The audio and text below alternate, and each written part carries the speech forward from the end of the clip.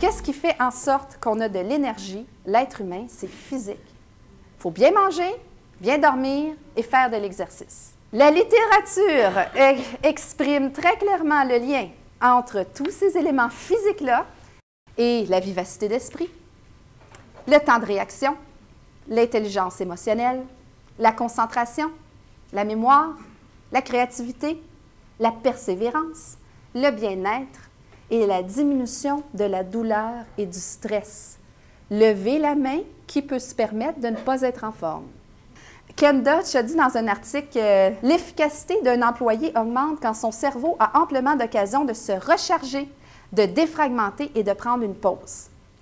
Pourquoi? Parce que ce soit une habileté physique, une habileté mentale, peu importe ce qu'on essaye d'acquérir et de développer, il y a des fois où on a atteint un point de saturation. Notre cerveau est plus capable d'assimiler de la nouvelle information.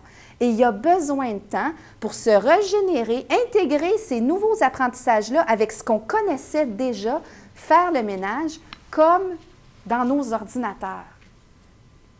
On est tous à risque de ne pas être à notre vitesse de croisière si on ne prend pas le temps de se régénérer.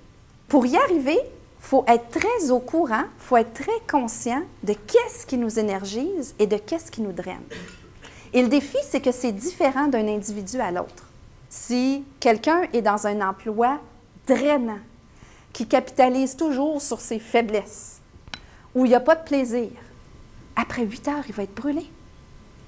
Pour arriver à un résultat où la personne devient meilleure et reste engagée, dans son plan de développement et dans ses journées, il devrait investir au moins 60% de son temps à faire ce qu'il fait de mieux. Et il y a un 40% pour le contrôle des dommages. Quand on fait ce qu'on aime, ce qui nous passionne et ce dans quoi on est bon, le temps compte plus. C'est important d'avoir conscience aussi que l'émotion, c'est un utilisateur d'énergie. Ce que ça veut dire, c'est que dans nos organisations, quand on vit des choses difficiles qui viennent chercher les gens émotivement, que ce soit un changement, d'en tenir compte, il va y avoir moins d'énergie disponible parce qu'il y a une partie de l'énergie qui est occupée à la gestion des émotions.